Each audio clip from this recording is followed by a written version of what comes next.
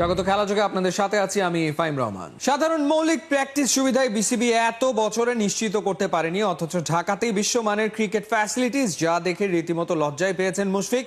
বলছেন ভবিষ্যৎ প্রজন্মের ক্রিকেটারদের জন্য দ্রুতই আধুনিক সব সুযোগ সুবিধা নিশ্চিত করা উচিত বিসিবির। নাইয়ান মিন জোসেমের রিপোর্ট। এই ফ্যাসিলিটিস দেখে যদি আমাদের যারা নীতি নির্ধারক আছে তারা যদি ইন্সপায়ার না হয়, তাহলে আসলে আমাদের আর আফসোস ছাড়া আর কিছু বলার নেই। ওয়ার্ল্ড ক্রিকেট যত দূর এগিয়ে গেছে, আমরা বাংলাদেশ তাদের থেকে অনেক পিছিয়ে। এটা দেখে তো আসলে আমাদের সবারই লজ্জা লাগা উচিত। ন্যাশনাল টিমের এরকম ফ্যাসিলিটিস নেই, যেটা কিনা প্রত্যেকটা ন্যাশনাল টিমের একটা নর্মাল বেসিক নিডস হওয়া উচিত।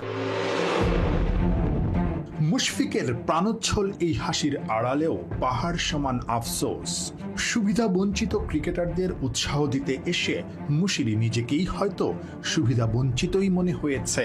যে ইনডোরে ব্যাট ধরেছেন সেখানে 7 লেন অ্যাস্ট্রোটার্ফ, উন্নত বোলিং মেশিন, সঙ্গে ভিডিও অ্যানালাইসিস ফ্যাসিলিটিস, আছে পর্যাপ্ত আলো বাতাসও, পাশেই আবার অত্যাধুনিক জিম আর সুইমিং পুল।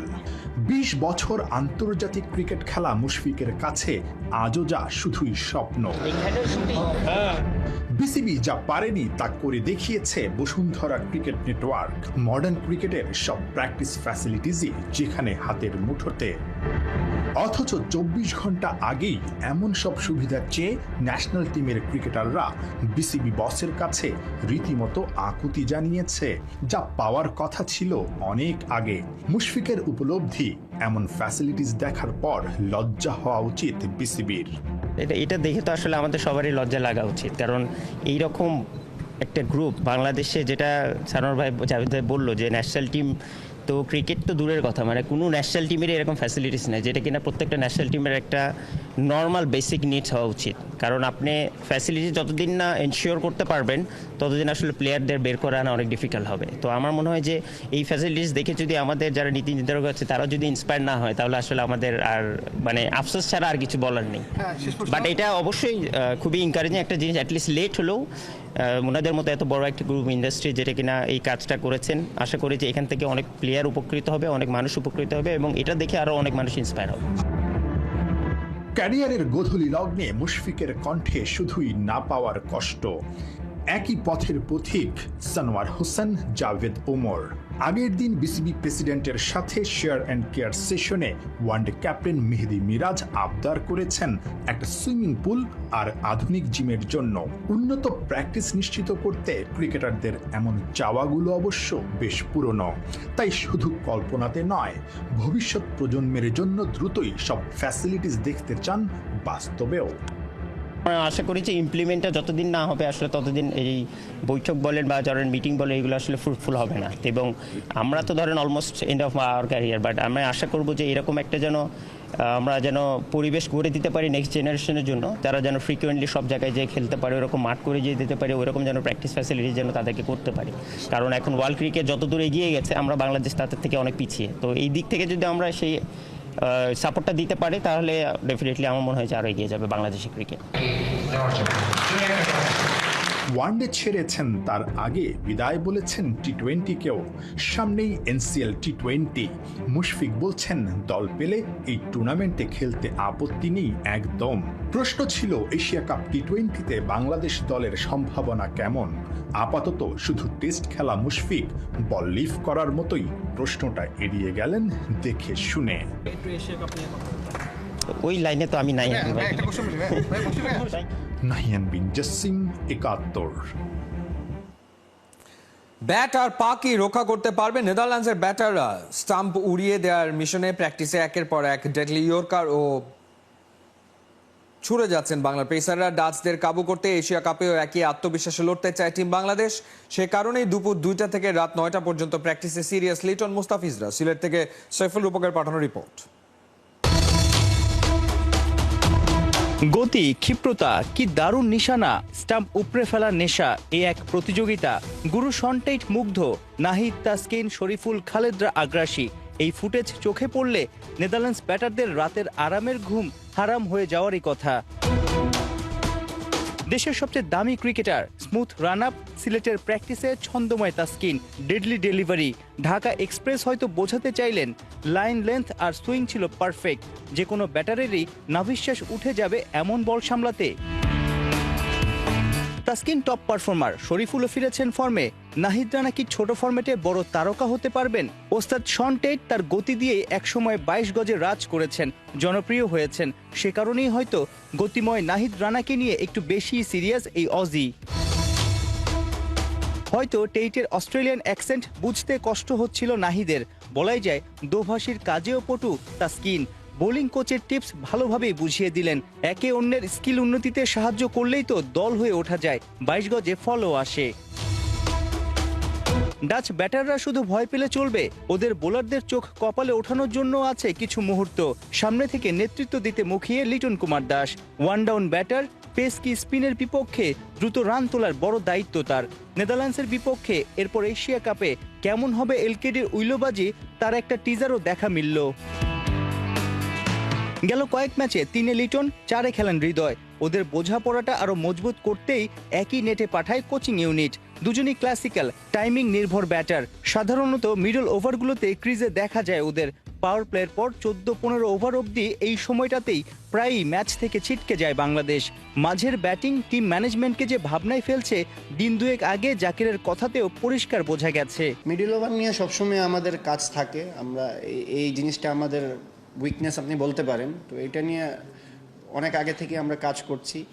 সো এটা নিয়ে কন্টিনিউয়াসলি কাজ করা হচ্ছে, কিভাবে আরও ইমপ্রুভ করা যায়, উইকেট না হারিয়ে কিভাবে কন্টিনিউয়াসলি রান রেটটা ইমপ্রুভ করা যায়। 30 আগস্ট ডাচদের বিপক্ষে প্রথম ক্ল্যাশ। দিন দশেক আগে থেকেই সিলেটে ব্যাট বলে শান দেয়া শুরু করেছে টিম বাংলাদেশ। ইনডোরে পাওয়ার হিটিংয়ে তালিম দিচ্ছেন জুলিয়ান উড। আউটডোরে সিমন্স, সালাউদ্দিনরা তৎপর। কতটা উন্নতি হলো, কোথায় ঘাটতি, সেটার পরীক্ষাও হয়ে যাবে 26 আগস্ট। সেদিন সিলেটে ফ্লাডলাইটের নিচে বাংলাদেশ হাই পারফরমেন্স ইউনিটের বিপক্ষে প্র্যাকটিস ম্যাচে নামবে লিটন তাসকিনরা। সাইফুল রূপক, 71, সিলেট।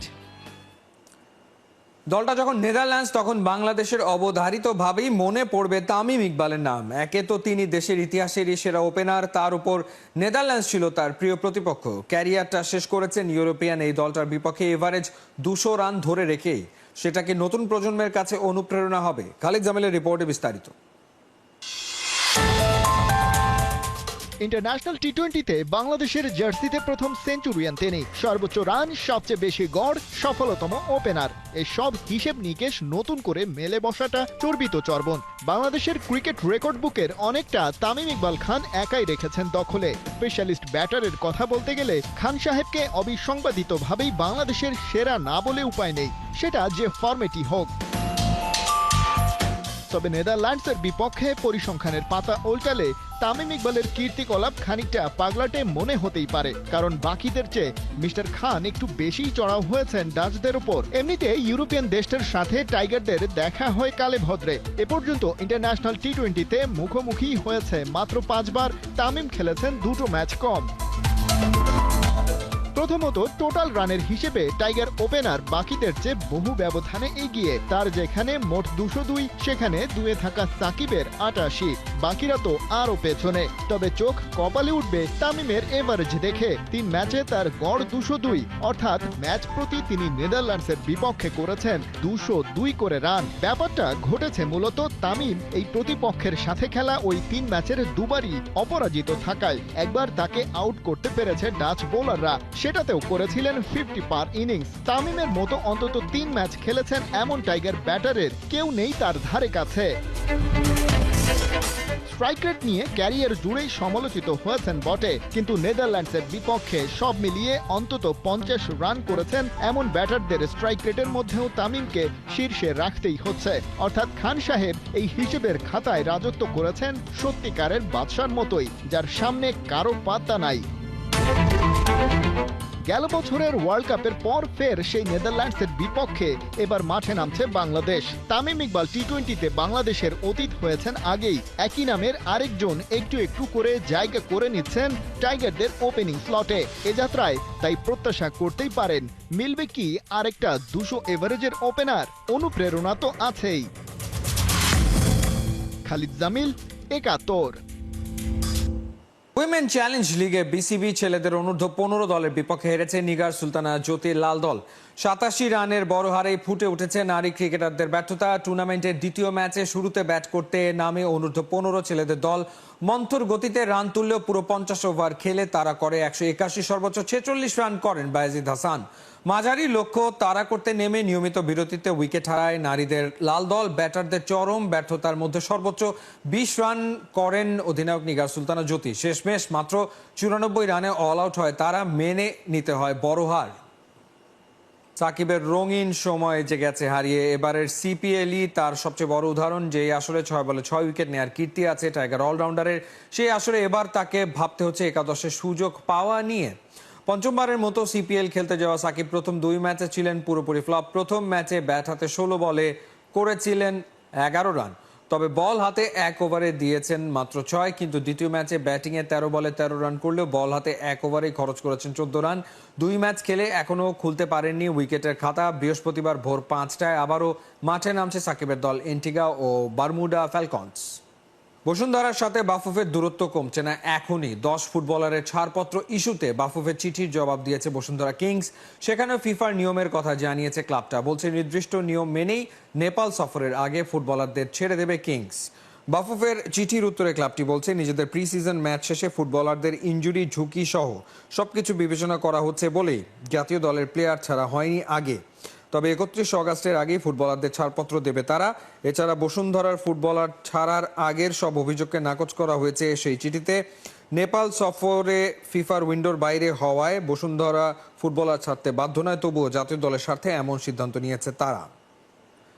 মাত্র 1.5 মাসের প্রস্তুতিতেই বাজিমাত করেছে বাংলাদেশের মেয়েরা। সাফ অনূর্ধ্ব 17 নারী চ্যাম্পিয়নশিপে স্বাগতিক ভুটানকে 3-1 গোলে হারিয়েছে বাংলাদেশ। অর্পিতার জোড়া গোল ছিল ম্যাচের মূল আকর্ষণ। বিস্তারিত আবু নাইমের রিপোর্টে।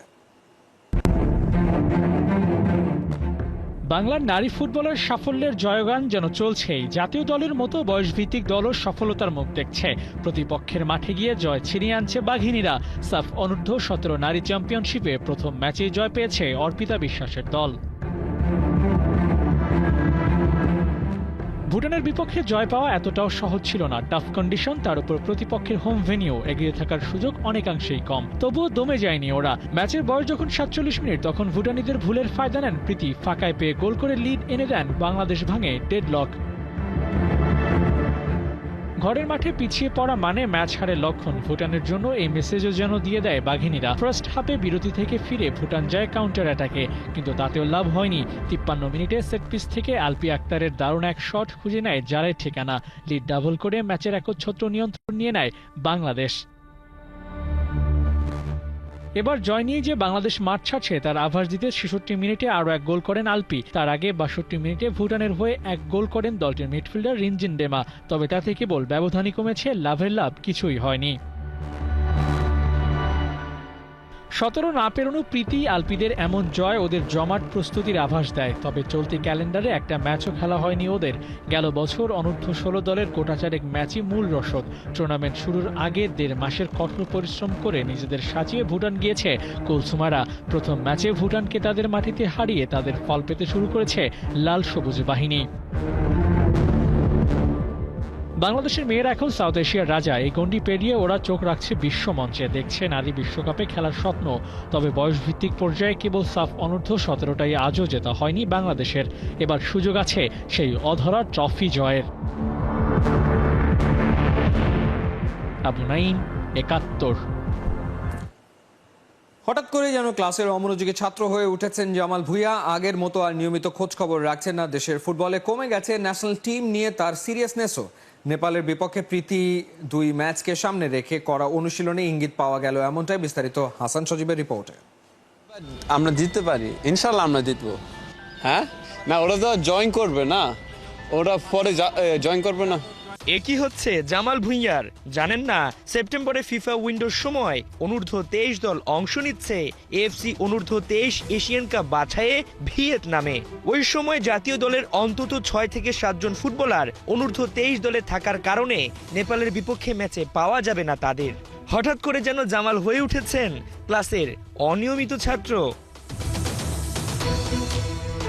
তবে বিষয়টা একেবারে হুট করে ঘটেনি, বরং অনেকদিন ধরে মনে জমে থাকা চাপা ক্ষোভের বহিঃপ্রকাশ বলেই মনে হচ্ছে জাতীয় দল থেকে তার এই দূরত্ব।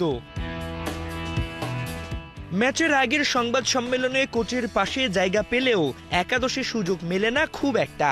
অনেকে তো ব্যঙ্গ করেই বলেন জামালকে এখন শুধুই সাংবাদিক সামলানোর জন্যই দলে রাখা হয়। জাতীয় দলের হয়ে নিজের সর্বশেষ 3 ম্যাচে মাত্র একটিতে খেলার সুযোগ পেয়েছেন, তাও 90 মিনিট নয়। ভুটানের বিপক্ষে ছিলেন শুরুর একাদশে, কিন্তু বাকি 2 ম্যাচে থাকতে হয়েছে সাইড বেঞ্চে কোচের গুড বুকের বাইরে। আমি লাস্ট 3টা ম্যাচ আমি শুধু একটা ম্যাচ খেলছি ভুটানের সাথে, আমি স্টার্টিং 11 ছিলাম, একটা শেষ করছি। সো নেক্সট ম্যাচ আমি একদমই নাই। সো এটা কোচের ডিসিশন, এটা আমার ডিসিশন না। বাট এটা অফকোর্স এটা আমার খারাপ লাগতেছে, কারণ আমি ফুটবলার হিসেবে আমি খেলতে চাই। তাহলে কি কোচ হাভিয়ের কাবরেরার সঙ্গে দূরত্ব তৈরি হয়েছে? বয়স বাড়ার সঙ্গে সঙ্গে জামালকে ঘিরে কি অন্য পরিকল্পনায় যাচ্ছেন কাবরেরা? নেপালের বিপক্ষে ম্যাচে দেখা যাবে তো জামালকে, নাকি আবারও সাইড বেঞ্চে বসে থাকতে হবে তাকে? এটা আসলে এটা কোচের ডিসিশন, যেটা খেলবে এটা কোচের ডিসিশন। এটা ফুটবল, এটা সবার জন্য। এ ছিল এই মুহূর্তের খেলা যুগের সরাসরি সংবাদ অনুষ্ঠান। দেখতে চোখ রাখুন ৭১-এর ফেসবুক পেজ এবং সাবস্ক্রাইব করুন ৭১-এর ইউটিউব চ্যানেল। ৭১-এর সাথেই থাকুন।